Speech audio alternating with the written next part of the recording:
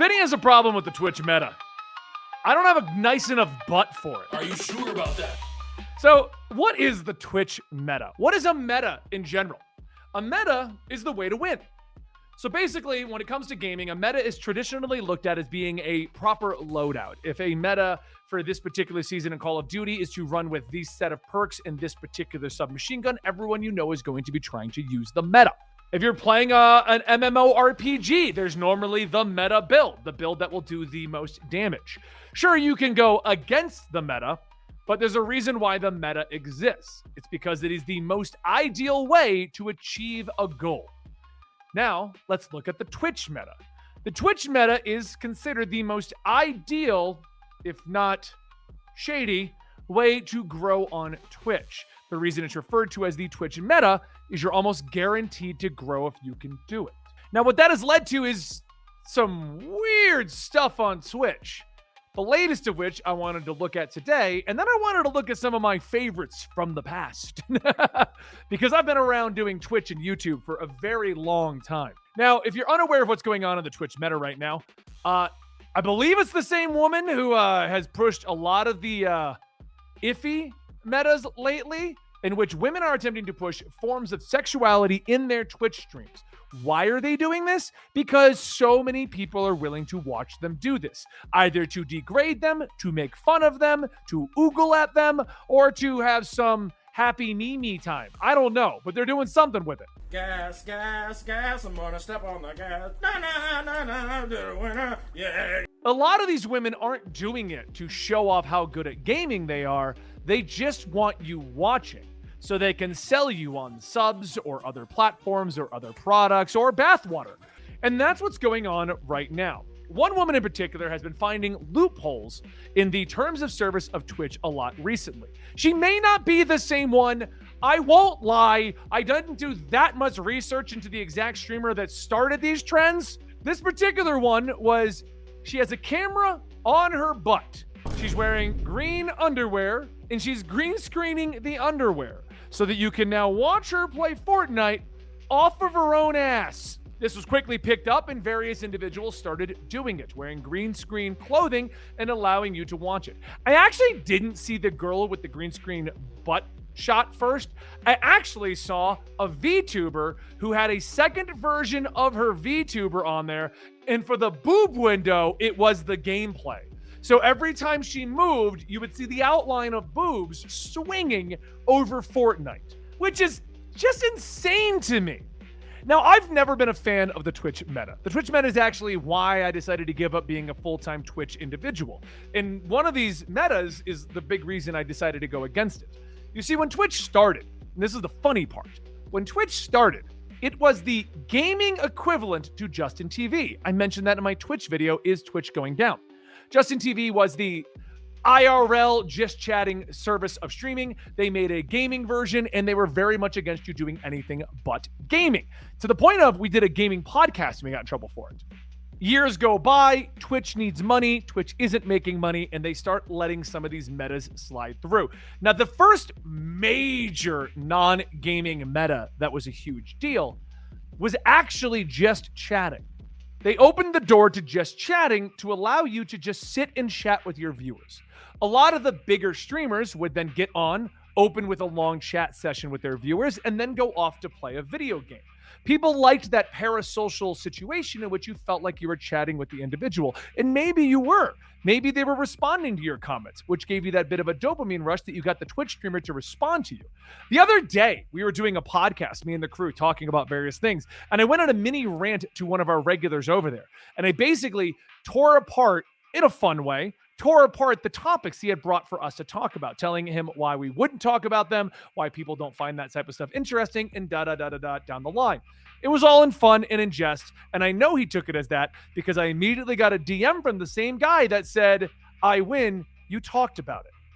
Because that's what they wanted, or him in particular, but that's what Twitch people in general want. They want to feel like they're talking to you and they're responding to you. So the just chatting meta blew up. People wanted to have that parasocial relationship. And even if you do talk directly with the streamer, you're still on a parasocial level. I will admit, though, there's been a few people I've met through my streams that we hung out with a little bit after the stream, and they became good friends. But it does happen occasionally, just not that often. Now, just chatting led to a completely new direction for Twitch in general because they opened up the doors to allow people to just get on and talk, which then led to the argument of the titty streamers, in which women would get in low cut tops and do just chatting with their coffee and things like that. I don't think I need to go too deep into that general form of the topic. I think everyone who's aware of what Twitch is aware of what a titty streamer is, because it's pretty much still going on. It's never gone away. It's still considered one of the best ways to grow quickly on Twitch once you have an initial audience. Now, Twitch added their just chatting section at about 2018. Everyone seemed to be going in that direction. For me, myself, I enjoyed streaming video games with people.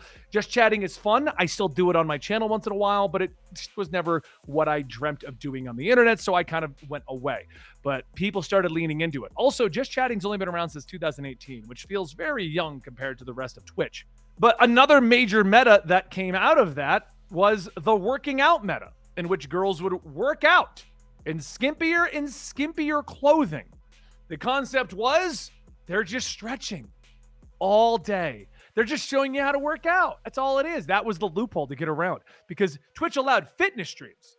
Did not dictate what you need to wear in a fitness stream. You just still need to be covered. And that led to a whole bunch of problems until Twitch started cracking down on what you're allowed to wear in your fitness stream. This area is not good either. I hate this, but I'm mainly worried about this. Well, that eventually led to things such as the hot tub stream, in which women would do just chatting while in a hot tub. What's up, baby? I still do not understand the appeal of that one, but it did super well.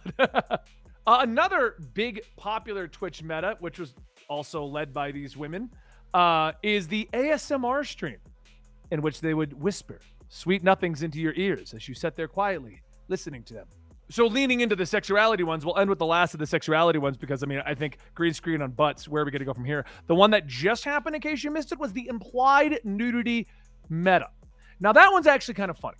You see, what it was is that the women would be covered, but they would put something like a black censor bar to cover up various portions of their body. Because this is the whole fucking meta now, is getting bare ass naked and then tons of dudes fucking cranking their fucking shit. That one was a bit of an issue for Twitch, because technically they're covered. How do we tell them they're doing it wrong? All you need is one really fat guy to do it wrong, and then you can end the meta. The meta's over. You see, what happened is all the women were doing this, and they were trying to get smaller and smaller and skimpier, trying to see how close they could get to crossing the terms of service. Until one individual known as Boogie2988, who's been on YouTube forever, decided that he would also do the implied nudity meta. Except he wasn't implying it, he was actually nude, and his excuse was that his belly was so large that it was covering up his own genitalia. Now, what other metas have people done that don't involve showing TNA? Well, one big one was watching TV shows, which became a huge issue. People would sit around and watch full seasons of things like MasterChef or Kitchen Nightmares, which then led to full seasons of anime and TV shows, which then led to a lot of copyright strikes. That one kind of got shut down on its own because Twitch was letting it go. And I'm going to discuss why Twitch allows this in a minute. All of these. I was kind of like, you know what? Take advantage of it while you can. Part of me was a little like, I just want to watch TV and get paid for it. But the other part of me was like, no, those companies aren't going to let you do that for very long. They're going to come in and find a way to get Twitch to stop you from watching all these TV shows on there. But that was it. It was like a watch party. The answer actually became Amazon Prime came up with a way to do an official watch party for Amazon Prime stuff, and no one uses it. So whatever. Once it was allowed in some way, shape, or form, no one wanted to do it. It reminds me of when I was younger and I would, sneak a beer and go drink with my buddies. Get drunk. When I turned 21, I drank way less beer. Just saying. Like it was I could just go buy it. It was less engaging and fun. Another big meta, which actually it's listed as a Twitch meta, but this was a meta for internet. If you wanted to be in social media, YouTube, TikTok, Twitch, all of them, talk about the Johnny Depp Amber Heard trial. That was huge. It was the meta for every platform. If there was a comic book about it, I would have done it on Comicstorian. But then there's also the meta of exploiting other things on Twitch, such as when VTubers were becoming a bigger and bigger thing, some of the biggest names out there started putting the VTuber tag into their streams. XQC actually put VTuber into a stream, obviously not using a VTuber rig, under the argument of it wasn't a big deal. And it stayed that way until the VTubers made such a big deal out of it because it was hurting discoverability for true VTubers. But it was a meta to pretend to be a VTuber to get more viewers. And this one I actually found quite fun as a guy who does a lot of art on his own side. There was the artistic nudity meta, and I believe it lasted 3 days. Basically, if you were doing art and it was art, you could draw things as naked and sexual as you wanted. If you went to the art category of Twitch, it was nothing but naked anime girls taking it in the... Yeah, boy. Woohoo! So the question comes down to, all of these metas are funny, ha ha ha. Why are the streamers doing it? And why does Twitch allow it? Because a lot of the metas that I just listed for you are terms of service breaking. You can't have implied nudity. You can't be naked in a hot tub. You can't pretend to be having sex with someone in their ears. Earhole sex. That's what I've always thought of ASMR as. Well, the answer is simple. Money. So let's look at one of the biggest individuals who has ridden every single one of these trains. And I'm probably not even pronouncing her name right. Amarnath. Amarath? You know who she is. And I got close enough that you know exactly who I'm talking about if you know what Twitch is. Why does she do it? Because it doesn't matter. She'll get a 2, 3, 4 day ban and immediately be back on Twitch. If she gets banned from Twitch, she goes to YouTube. If she gets banned from YouTube, she goes back to Twitch. If Twitch bans her again, go on over to Kick. If Kick bans you, do a TikTok stream. The idea behind following these metas, bans be damned. And this applies to everything else as well. That is, you're breaking terms of service. If you can get famous, it doesn't matter what happens to you. Because if Twitch bans you, YouTube will give you the contract. And if YouTube bans you, TikTok will give you the contract. You just bounce platforms, growing an audience off of pushing the edgy content, pushing the meta. That girl that I think is the one that started the implied nudity meta and the booty shorts meta, or at least is the one that is all over Twitter. She might not have been the one that started it, but she's definitely getting famous off of it, is just that. She's getting famous off of it. When I saw the green screen butt shots and I saw that it was her, I knew who that was. That's because of the previous meta promoted on Twitter. That's why these women and men, proven by Boogie2998 implying nudity with his own big belly, both jump on the meta. It's why XQC will watch an entire TV show, get himself DMCA'd, banned on Twitch, and then be back the next day. Because everyone went there to talk about it, to watch him, and knows who he is. It's just like these women doing this stuff to get people to talk about it, for people like me to make a video about it, for people on Dextero to write an article about it, for people over on Game Rant to tell you the best metas in Twitch. Because you gain the fame. Why does Twitch release these bans? Why do these let these people come back? Because as far as they're concerned, if you can make money, you're making them money. Twitch's split is 50-50, 70-30, whatever it is. And if somebody can pull in 10,000 viewers and 10,000 subscriptions through Twitch showing off their butt, then Twitch allows it until they have to do something because it will make them money. Why are things like implied nudity good to go for about a week before somebody finally says that's too far? Because they want to ignore it. It goes up the corporate chain. Nobody responds because they want to bank that money. So you've got streamers and content creators pushing the envelope so that you'll make articles and talk about them. And then you've got a corporate overlord that is letting them push the envelope because they want to make that money off of them. And then to save face and look good, they just go, all right, it's fine. You're banned. 3-day ban.